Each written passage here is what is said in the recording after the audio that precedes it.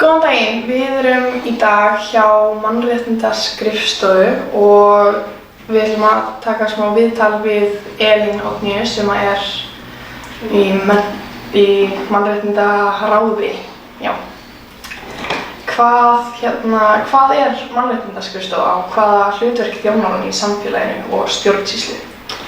Mannréttindaskrifstofa Reykjavíkur var stofnuð 2008 og hefur ýmis lögbundin hlutverk, svo sem að fylgja eftir lögum jafna stöðu karla og kvenna, eða jafnréttislögum sem þið kannski kannast við, eins og fjölmörg önnur svona ólögbundin hlutverk sem að tengjast því að framfylgja mannréttindastefnu borgarinnar sem að fyrst samþykkt 2007 og snýra því að koma í veg fyrir hvers kyns mismunun hjá íbúum í borginni og grundvelli kyns, uppruna, trúarbragða eða annarra þátta sem geta haft áhrif á það hvaða tækifæri fólk hefur í samfélaginu.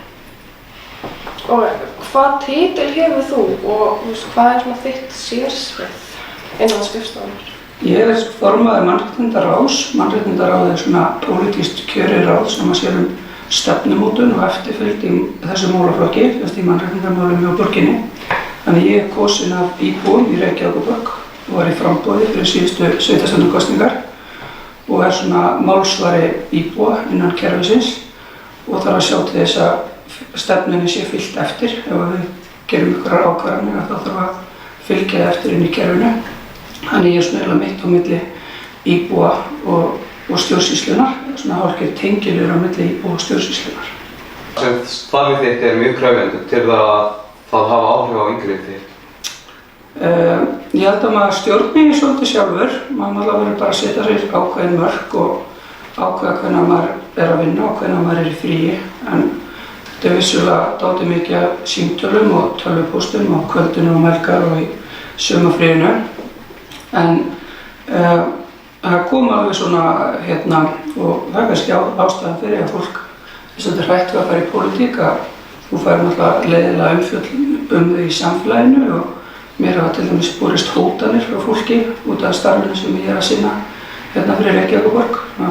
Einhverju hrættu og ósáttu fólki við til dæmis þegar við úthlutuðum lóð til Moskvu í Sogamýrinni. Þá fékk ég hótanir og ég og fjölskylda mín, þannig að þetta getur alveg haft áhrif á það. En ég tel að mjög mikilvægt að fólk eigi að hafa tækifæri til að taka þátt í stjórnmálum vegna þess að það snýst bara að bæta samfélagið sitt alveg á því hvaða skoðun maður síðan hefur. Það er líka mikilvægt í lýðræðissamfélagi að við getum öll haft ólíkar skoðanir og ólíkar stjórnmálaskoðanir og þær eru allar rétt á sér og eru jafn mikils virði. Og oft gerast góðir hlutir ef þú þarft að sannfæra fólk sem er ósammálaðir eitthvað, þú þarft að sannfæra það einhver mál, þá verða það oft miklu betri og niðurstaðan verður oft góð. Þannig að þetta getur verið krefjandi starf, en þetta er líka mjög skemmtilegt. Til dæmis að koma og fá að tala við ykkur, það er mjög skemmtilegt. Skemmtilegasti hlutin á starfinu er að hitta fullt af skemmtilegu fólki. Hvaða réttindi og skyldur eru mikilvægust fyrir krakka og ungu menni að þekkja? Barnasáttmáli Sameinuðu þjóðanna hefur svolítið sett línuna og hann er í svona löggildingu á Íslandi sem þýðir öll lög að taka mið af honum og hann setur sveitarfélögum ákveðna línu það að hafa börn með til dæmis í ráðum ákvarðanir sem að snúa að þeim og þeirra högum og dæmi það til dæmis eru ungmennaráðin sem eru starfandi á Reykjavík í öllum hverfum og borgarstjórn fundum með ungmennaráðinum einu svona ári. Og það er alveg fullt af málum sem hafa náði í gegn eftir að ungt fólk hefur komið með einhverja tillögur.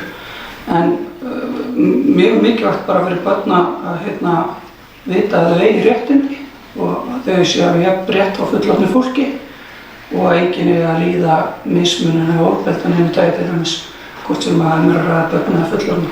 Það er mjög mikilvægt að þau viti það. Hvenær ætti maður að biðja aðstoð Mannréttindaskrifstofu og hvernig ber maður sig að? Mannréttindaskrifstofan sinnir fyrst og fremst svona ráðgjöf og fræðslu og þjónustu innan borgarkerfisins, bara fyrir skóla og starfsmenn og slíkt, en hefur líka verið dálítið í því að veita þjónustu út á við og við fáum ýmis erindi, þetta er bara mannréttindi@reykjavik.is og fólk hefur samband út á alls konar hlutum og það er bara alltaf réttindi hvers íbúa hvort sem það er barn eða fullorðinn að hafa samband við sín stjórnvöld og koma með einhverjar spurningar eða ábendingar og við reynum alltaf að koma því það bara áleiðis í kerfinu. En á síðasta kjörtímabili þá stofnum við embætti sem heitir umboðsmaður borgarbúa sem er staðsettur hérna niðri á Tjarnargötu 12 og það er líka hægt að hafa samband við hann ef maður telur á sig brotið innan stjórnsýslu Reykjavíkur. Og þar hafa komið bara ýmsir úrskurðir og niðurstöður og stjórnkerfið þá bara bregðast við því og breyta reglum og verklagi hjá sér ef að í ljós kemur að við séum að brjóta réttindi fólks. Ef þú gætir gefið skilaboð til samfélagsins, hver væri þau? Ég hef haft pínu áhyggjur af því og mér finnst fólk vera að skrifa í blöðin að mannréttindi séu einhver óþarfa lúxus sem að kosti peninga. En fyrir mér eru mannréttindi grundvöll fyrir allt annað geti gengið upp í samfélaginu. Og mannréttindaskrifstofan eða mannréttindaráð er ekkert gæluverkefni einhverja stjórnmálamanna. Þetta er bara mjög mikilvægt verkefni og það skiptir engu máli hvaða stjórnmálaflokkur er í stjórn eða ræður hefur völd. Að það ættu allir að leggja mjög mikla áherslu á mannréttindi og allt annað starf, hvort sem það er í skólum eða velferðarþjónustu eða þjónustu við fatlað fólk eða allt þetta fjölbreytta sem að sveitarfélagið er að gera hérna, að þá eiga mannréttindi alltaf að vera til grundvallar allir annarri vinnu. Það finnst mér mikilvægast. Og nú hefur þú kynnt þér verkefni sem við erum að gera. Telur þú að það sé mikilvægt fyrir samfélagið? Ég fagna alltaf frumkvæði ungs fólks þegar það gerir eitthvað áhugavert og uppbyggjandi og hefur áhuga og vill hafa áhrif á samfélagið sitt. Það er alveg rosalega mikilvægt. Og ég held að þetta verkefni sé bara mjög stórt skref í því að virkja krakka til þátttöku í samfélaginu og í lýðræðislegri umræðu vegna þess að rannsóknir eru að sýna að ungt fólk til dæmis er að hætta að kjósa, það tekur minna þátt í kosningum heldur en aðrir og það er líka hættulegt að ef að unga fólki telur sig ekki geta haft áhrif á umhverfið sitt og telur enginn hlusti á þau, þannig að ykkar verkefni svo sannarlega leiðir í því að breyta því, þannig að ég fagna því mjög. Takk fyrir viðtalið. Já, takk. Bara gangi ykkur rosalega vel og þetta er alveg frábært í okkur. Algjörðu snillingar.